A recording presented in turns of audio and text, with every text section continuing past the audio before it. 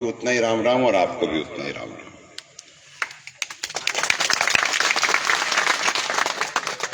मेरे को आपसे दो बातें करनी है। एक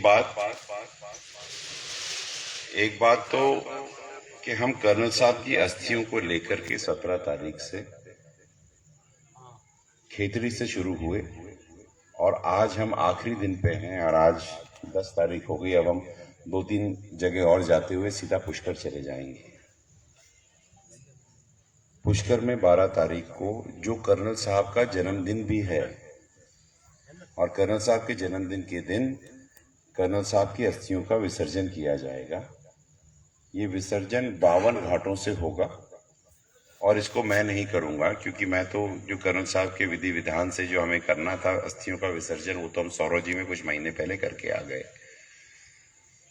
अब जो अस्थियों का विसर्जन होगा वो आप लोग करेंगे, आप सब के सब।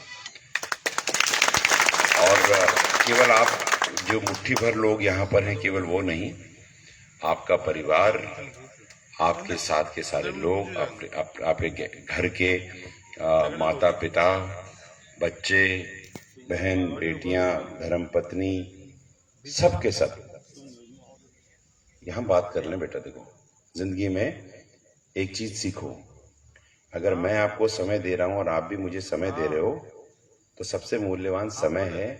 फोन, ये सब चीजें तो कल खरीद लेना वापस से, लेकिन जो चला गया वो वापस नहीं आएगा। तो समय की नाजुकता समझो। आप सब अपने परिवार के साथ आए और हम सब मिलकर के कर्नल साहब को अपने हाथों से उनका अस्थि विसर्जन करेंगे 12 तारीख को। कल जो कि 11 तारीख है, कल करीब 10:30 पौने 11 बजे से पूरे पुष्कर में अपने जो एमबीसी समाज के, खास करके गुजरों के, जो गीत, रसिया, धमाल, ढोल, रागनी और अलगोजा वगैरह जो बजते हैं, उन सबके पारंपरिक तरीके से जो काम होता है वो हम करेंगे और पूरे दिन भर चलेगा और शाम को देवनारायण की फड़ बाची जाएगी। लोग मुझसे पूछ रहे थे कि ये कर क्यों रहे हो, ये गीत रसिया क्यों गा रहे हो? तो मैं आपको भी बता दूं कि दुनिया केवल ये जानती है कि हम पटरी उखाड़ते हैं, लेकिन मैं ये दुनिया को बताना चाहता हूं कि जितनी बढ़िया तरीके से हम पटरी उखाड़ते हैं ना, उससे भी ज्यादा बढ़िया तरीके से हम गीत भी गाते हैं।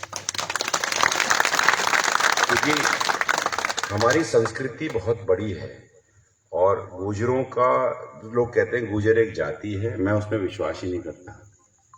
गुजर तो और बगड़ावत तो एक संस्कृति है, हमारे रहने के तरीके में, हमारे बात करने के तरीके में, हमारी सोच और विचारधारा के तरीके में। चाहे हमारे बर्तन कितने भी खटखटाएं घर में, लेकिन जब आवाज होती है और हेला होता है तो पता ही नहीं चलता कि कौन किस घर का है और कौन किस घर का, सब एक मुट्ठी में निकलता है।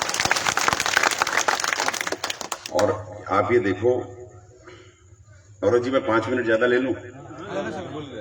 आप ये देखो कि कर्नल साहब जब जीवित थे तो समाज को क्या क्या नहीं देखे गए, और उनकी अस्थियों को देखो, उनमें कितनी ताकत है और कर्नल साहब की सोच में इतनी ताकत है कि पिछले 20-22 दिन से पूरे समाज को एक जाजम पे बिठा करके ऐसे पिरो के रख दिया जैसे कि माला में मोती पिर जाते हैं।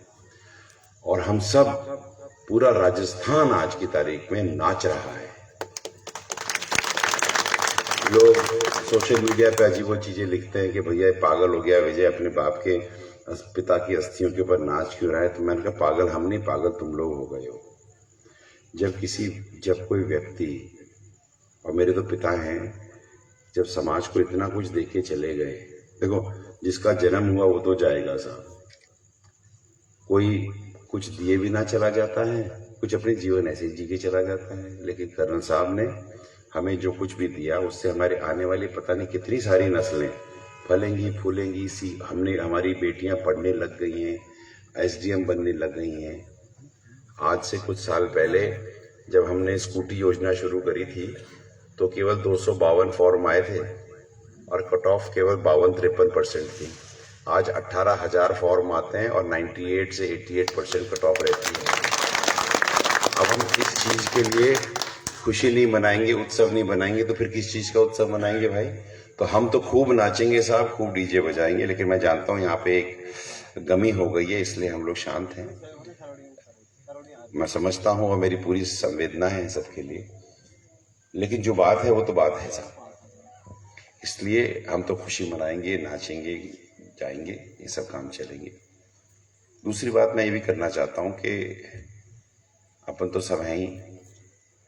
दो तरह की बातें होती हैं एक समाज के लिए। एक होती है सामाजिक बात, जो बात कर्नल साहब शुरू से कहते आ रहे हैं कि भाई बच्चियों को पढ़ाओ, आगे बढ़ाओ और एकजुटता रखो, फालतू खर्चे कम करो, जो बातें हम वहाँ पे 12 तारीख को भी करेंगे।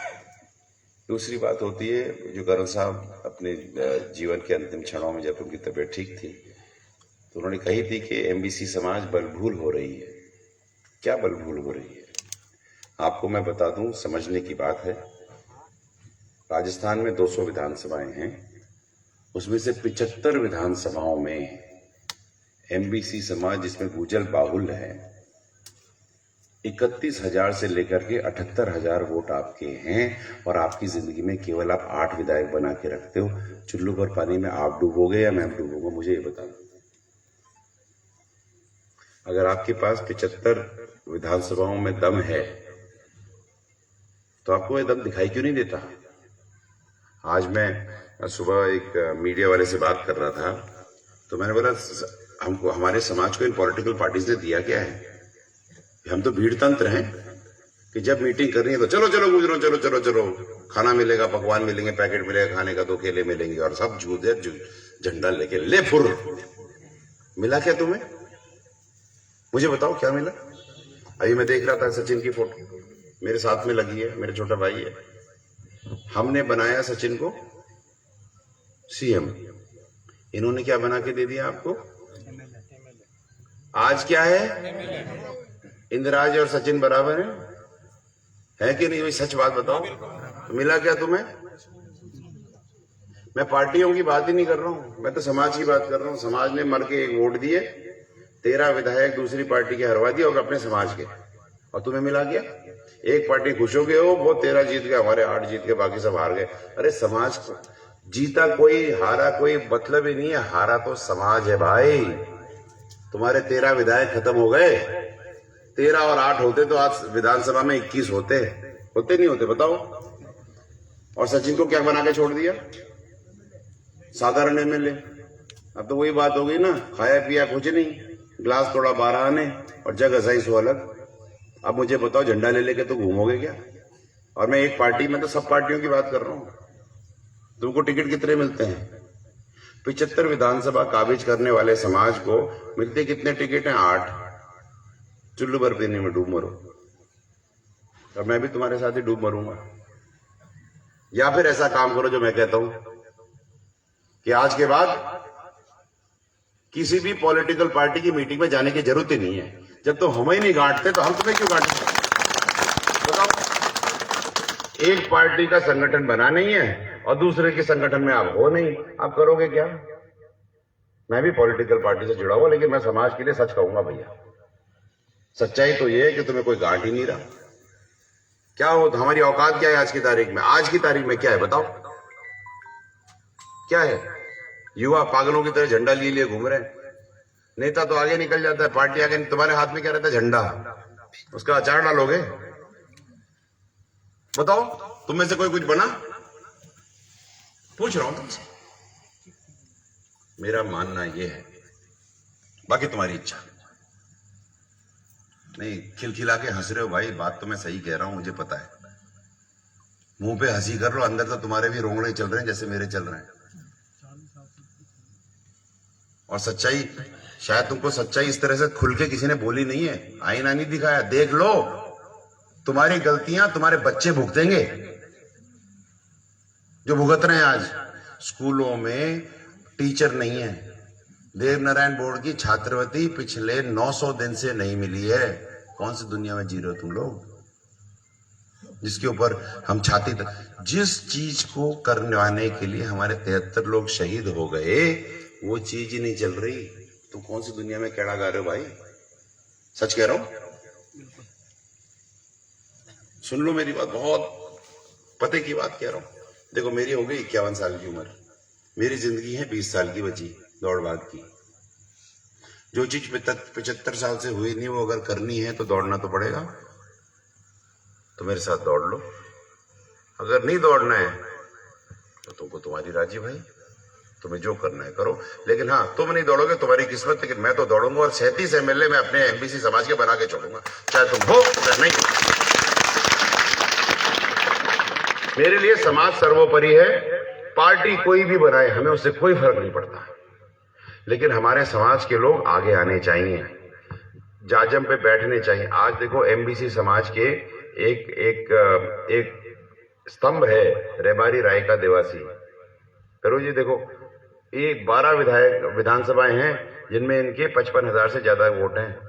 इनका एक भी विधायक नहीं है विधानसभा में आज की तारीख में। कौन सी माटी में मरोगे तुम? अपने साथ में गडरिये हैं, गडरियों को 75 साल में एक बार भी एमएलए नहीं बनाया, ना उनको टिकट दिया, और उनका पूरे 75 साल में एक ही पार्षद है, वो भी भरतपुर में, और वो भी मनोनीत है, उसको तो टिकट तक नहीं दिए। वो अपना ही भाई है। लोहार कभी देखा नहीं, बंजारा कभी किसी ने देखा उसको एमएलए बनते हुए? नहीं।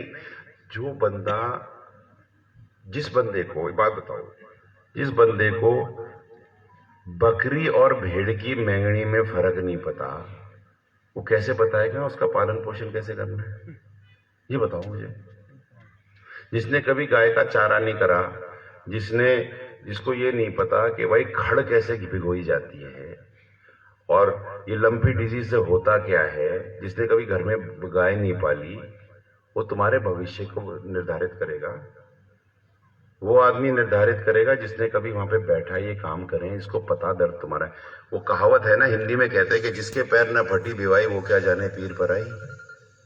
तुम्हारा तो और हमारा तो यही हाल है। अगर हमें इसको सुधारना है तो हमको एक ही प्रण करना है और कुछ नहीं करना। हम किसी पॉलिटिकल पार्टी की मीटिंग में नहीं जाएंगे। जिस दिन तुम हमारी बात सुनना शुरू करोगे, हमारी कदर करना शुरू करोगे, उस दिन हम तुम्हारी कदर कर लेंगे। खत्म बात। तू मेरे को देख, मैं तेरे को देखूं।